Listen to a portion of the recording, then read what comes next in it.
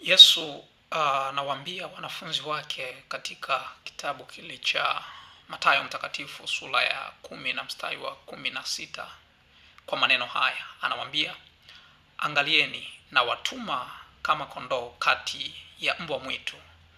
Basi iweni wenye busara kama nyoka na kuwa watu wapole kama hua.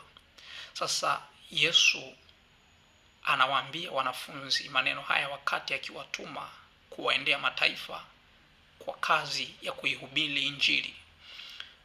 Maneno haya ya Yesu katika sentensi hii yamegawanyika katika sehemu kuu mbili. Sehemu ya kwanza inawataja wanyama wawili. Kwanza inatangulia kumtaja kondoo na inafuata kumtaja mbwa mwitu. Anamtaja kondoo kama mfano wa wanafunzi wake, kwa sababu kondoo katika kitabu hili cha Yohana mtakatifu sura ya 10 ametajwa kama mfuasi ambaye anaijua sauti ya mchungaji. Kwa hiyo alikuwa anajaribu kuambia kwamba ninyi ni wafuasi wangu, lakini ninawatuma katikati ya kundi la watu ambao bado hawajaanza kunifuata, ambao ni mbwa mwitu. Kwa hiyo anajaribu pia sasa kuambia kupitia sentensi hii iliyobeba maana ya pili kwamba muwe na busara kama nyoka na kuwa watu wapole kama hua.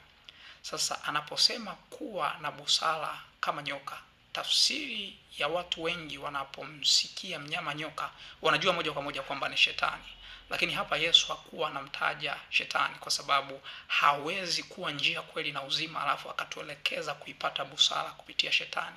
Lakini alikuwa akijitaja yeye mwenyewe kwa sababu pia yeye ni nyoka wa shaba aliyeinuliwa kule jangwani. Kwa lugha nyepesi alikuwa anajaribu kuambia, mnapowafuata hao watu ambao bado hawajaanza kunitafuta mimi kwa Bwana na Mwokozi wa maisha yao, basi enendeni na busara ile ambayo inapatikana kwangu na nini nimejifunza kupitia mimi. Lakini anajaribu kuambia kwamba muwe wapole. Upole tena anasema kama hua, kwa sababu hii ni ishara ya Roho Mtakatifu. Kwa hiyo anajaribu kuambia kwamba hata mtakapopelekwa huko mabarazani, basi msifikiri nini mtakachoongea, kwa sababu saa ile ile mtapewa nini cha kuongea. Na hii ni kazi ya Roho Mtakatifu kutufundisha nini tutakachoongea pale tunapokuwa tupo katikati ya maswali na tumepelekwa katika vikao vya wale watu ambao ni wa duniani, wanapotafuta uhakika wa nini tunachokifanya juu ya Kristo Yesu. Kwa hiyo Yesu aliongea maneno haya kwa mifano, lakini mifano hii ilikuwa inalenga kuwajenga wanafunzi wake kupitia msingi wake yeye mwenyewe, Bwana Yesu.